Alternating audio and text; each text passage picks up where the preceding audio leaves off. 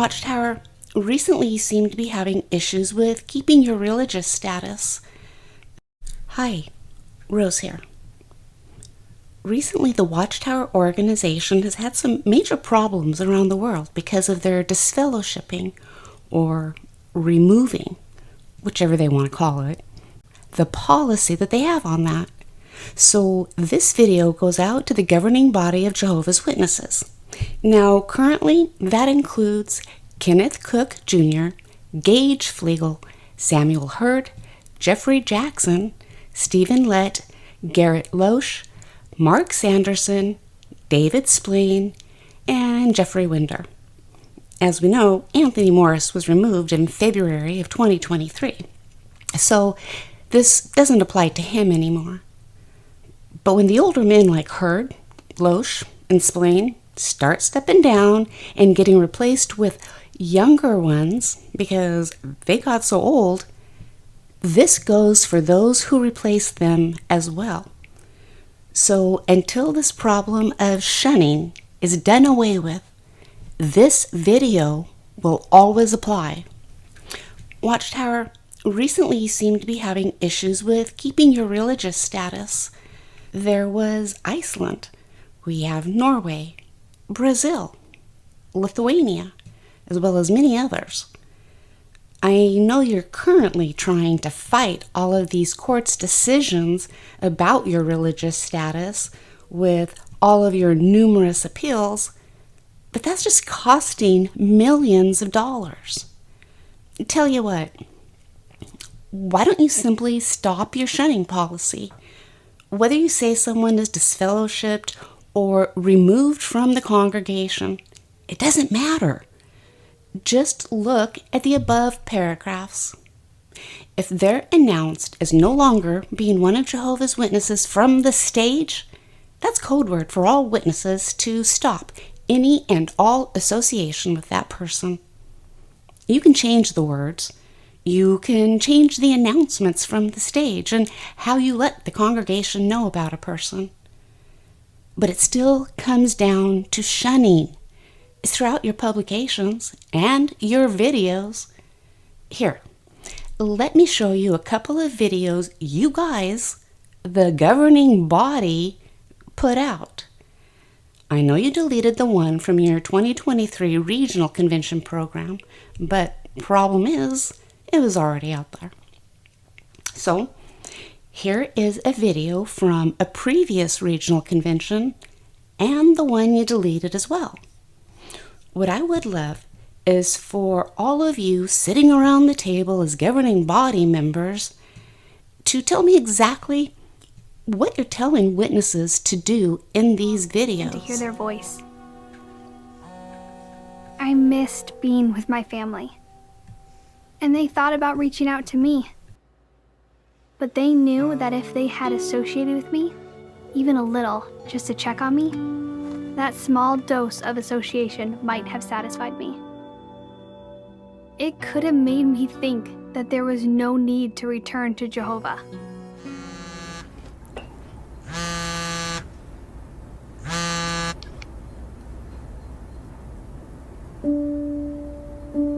Mom's disfellowshipping still feels so raw.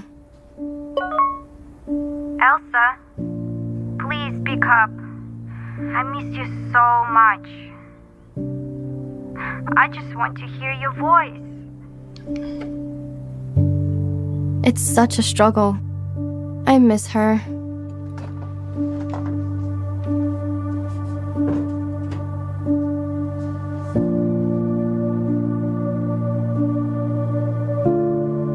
She taught me the truth, gave me a stable life.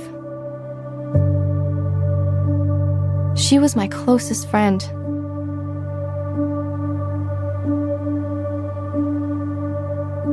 What's the harm in just calling once in a while? To chat.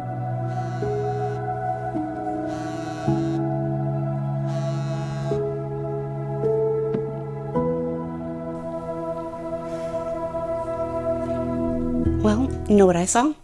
I saw shunning. When you refuse to talk to your daughter or mother, you are shunning them. And in these videos, you made that look like that is what all witnesses are supposed to do. Shun their loved ones. Why? Because that will make them happy. That small dose of association might have satisfied me. It could have made me think that there was no need to return to Jehovah. I never thought of it that way. What has Jehovah promised me if I patiently wait? Spiritual brothers? Sisters? And mothers. I don't know what your PR group is telling you to do, but this look of you spending millions on court cases makes you look bad. It's obvious by your publications, talks, and videos, you do tell all witnesses to shun people. Bad association and rotten fruit and all. Now, you men claim you do not lie, but you're spending millions of dollars that your members donated thinking it was going towards the worldwide work to help others learn about Jehovah, or to help those going through some type of major disaster somewhere. What do you think the millions of people that give you money every single month would feel, knowing that their hard-earned money is going towards defending your stance on shunning? Are you guys lying in your defense to the courts when you say it doesn't affect normal family relations? Excuse me? That's exactly what you tell witnesses to do. You have all Jehovah's Witnesses completely isolate a person from all of their friends and families because they don't want to believe or even listen to your lies anymore. Don't tell me that that doesn't affect normal family relations. With Mr. Wall, the elders came to the decision that Mr. Wall was not sufficiently repentant for his disgraceful conduct, and the congregation elders took the decision to disfellowship him. That word is used by Jehovah's Witnesses. Jehovah's Witnesses don't use the word shun or shunning. They refer to it as disfellowship, disfellowshipping, disfellowship. As I point out at paragraph 22 of my factum, the nature of the relationship then of a disfellowship person is not completely shunned. The disfellowship person is able to come into the congregation, to the congregation meetings. They're able to attend in the Kingdom Hall of Jehovah's Witnesses. They're able to sit wherever they like. They can sing the spiritual songs with the congregation. As far as their family members are concerned, normal family relations continue. Normal family relations continue. Normal family relations continue with the exception of spiritual fellowship. Here, you guys seem to keep being reminded. It's been difficult. Something was missing. Our son. It was like watching a movie of someone else's family.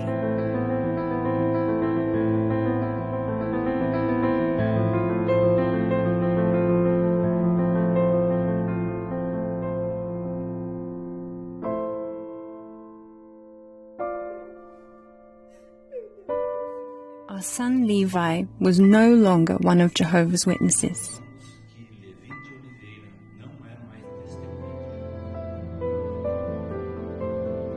I kept wondering how he was doing.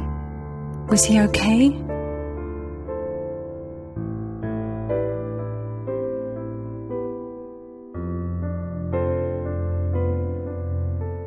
Then, as hard as the past few weeks had been, it just got harder. I knew what the Bible said about quit mixing in company with anyone who is not living according to Christian standards. But I never thought that scripture would one day apply to me. You know what's even worse? You blame the person for losing everyone. You claim it's the person's decision to lose everyone because they made the decision to turn away from God. But that's just gaslighting people. Those people you remove didn't choose to lose everyone they love. You made that decision for them. The only decision they made was to learn about facts you didn't want them to know. Now that they know this information, you don't want them telling anybody. So what do? You call them an apostate. You cut them off before anyone will listen to them. Apostates. Apostasy. Apostates. That the apostates And who often have the loudest voice promoting this false message? Apostates. You claim it's the person's decision to lose everyone because they made the decision to turn away from God. But that's just gaslighting people.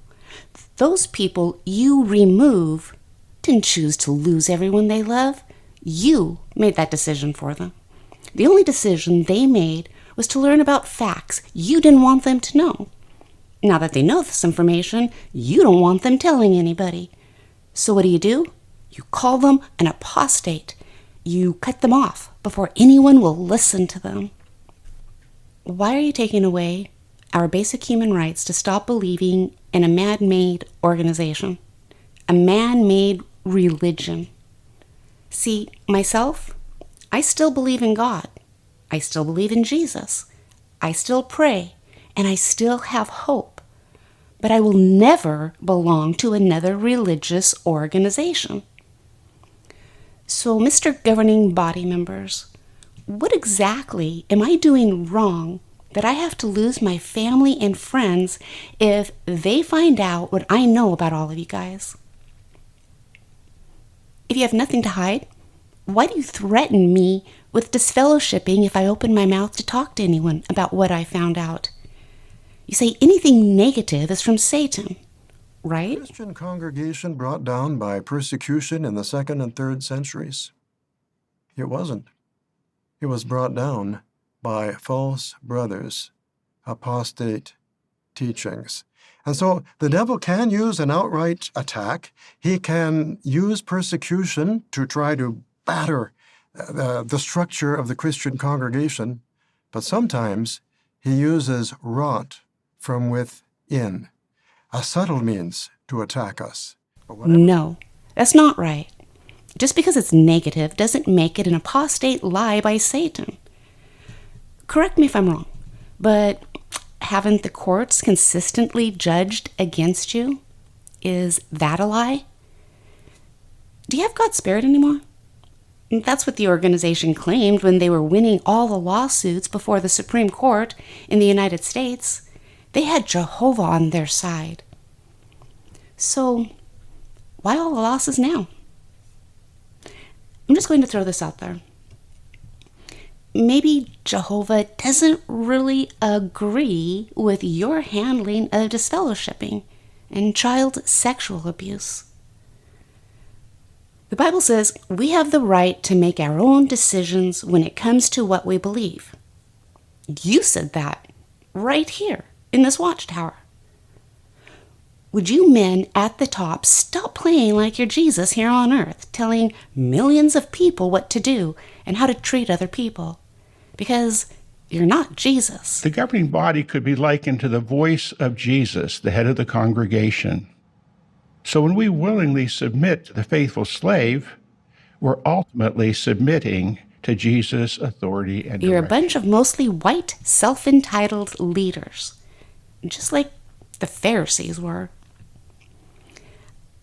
I feel that where Jehovah's Witnesses' religious beliefs and activities are taken away from them or banned, like in countries including Singapore, China, Vietnam, Russia, and many Muslim-majority countries, that's wrong. You can't take a person's right of religion away from them. But if government strips the organization of the religious status, where they will no longer receive government funding as a religion because of their harmful practices like shunning and insisting there are 2 witnesses to an assault on a child, well, then they deserve to have the title of a religion stripped from them. They deserve to lose that funding. Hopefully, anywhere they have a charity status, that will be removed as well. I should do a video on the organization's charity status. How do they get away with that one? Well, don't forget to like and subscribe. Algorithms and all. Take care, everyone. Stay strong. And don't let those men in New York win. And as always, thanks for watching. Witnesses don't use the word shun or shunning.